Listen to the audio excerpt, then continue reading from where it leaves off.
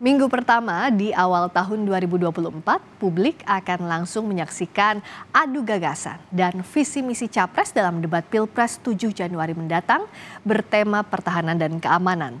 Pada debat sebelumnya, penggunaan singkatan asing pun jadi sorotan. Akankah debat di awal tahun ini akan lebih menonjolkan visi misi masing-masing paslon?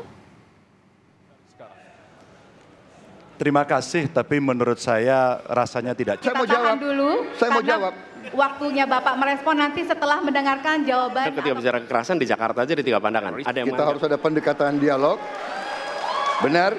Ya. Tidak hanya adu gagasan dan visi misi, dalam debat perdana Capres dan Cawapres, publik juga disuguhkan dengan sejumlah drama, saling sindir hingga persoalan istilah. Soal singkatan dan istilah, KPU akhirnya memutuskan untuk tidak melarangnya. Namun, KPU meminta tim dari masing-masing pasangan calon agar capres atau cawapresnya menjabarkan saat debat. Jika terlewat, maka moderator akan berperan meminta peserta debat menjelaskannya tanpa mengurangi waktu peserta debat. Jadi antisipasinya gini, 2 hal kan layernya.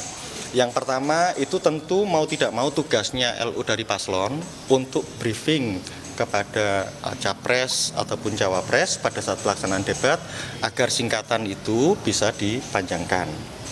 Nah, kalau misalnya itu terjadi, tetap pada akhirnya ruang geraknya kita sepakati moderator akan ambil peran itu tanpa kemudian mengurangi waktu dari capres ataupun cawapres pada saat debat itu dilakukan. Debat ketiga Capres akan digelar pada 7 Januari mendatang. Debat ketiga mengangkat tema pertahanan hingga hubungan internasional. Calon Presiden nomor urut 1 Anies Baswedan mengaku siap menghadapi debat ketiga. Ya, nanti kita sambil baca-baca, sambil ngobrol, diskusi dengan beberapa orang yang punya pengalaman, itu aja. Belum ada. Baca-baca sendiri. Juru bicara tim kampanye nasional Prabowo Gibran Aceh Hasan Syatsali menyebut debat ketiga dengan tema pertahanan, hubungan internasional dan geopolitik merupakan keahlian Prabowo. Menurut Aceh, latar belakang Prabowo sebagai Menteri Pertahanan akan menguntungkan bagi Prabowo dalam menghadapi debat ketiga Capres nanti.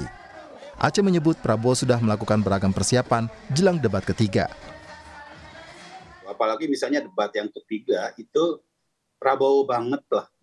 Soal pertahanan, soal hubungan luar negeri, yang memang selama ini Pak Prabowo core-nya di situ sebagai seorang Menteri Pertahanan, sebagai seorang ahli geostrategi dan geopolitik begitu ya.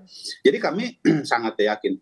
Tapi tentu kita tidak boleh underestimate terhadap pasangan yang lain ya, karena bagaimanapun bagi kami momen seperti debat yang kedua, ketiga, keempat, kelima dan seterusnya itu memiliki makna yang sangat penting. Calon Presiden nomor urut 3 Ganjar Pranowo menilai wajar jika ada yang mengeklaim paling memahami terkait pertahanan. Namun, kata Ganjar, mengeklaim saja tidak cukup. Sebab Ganjar menyebut ada banyak permasalahan di pertahanan dan keamanan saat ini. Politik kampanye itu saatnya ngeklaim. Jadi boleh semua ngeklaim, ya. Tapi problem bangsa ini cukup banyak termasuk pertahanan dan keamanan. Saya kira seluruh klaim yang akan diberikan oleh masing-masing calon sah-sah adanya. Tapi kita tahu dunia berubah, pertahanan kita sampai hari ini kondisinya seperti ini dan masing-masing angkatan rasa-rasanya perlu mendapatkan perhatian dan tentu saja kita tunggu debatnya nanti. Debat ketiga Capres akan mengangkat persoalan pemerintahan, hukum dan HAM. Lalu debat keempat yaitu debat antar Cawapres pada 21 Januari 2024 dan debat terakhir atau debat kelima yaitu debat Capres digelar pada 4 Februari 2024. Tim Liputan, Kompas TV.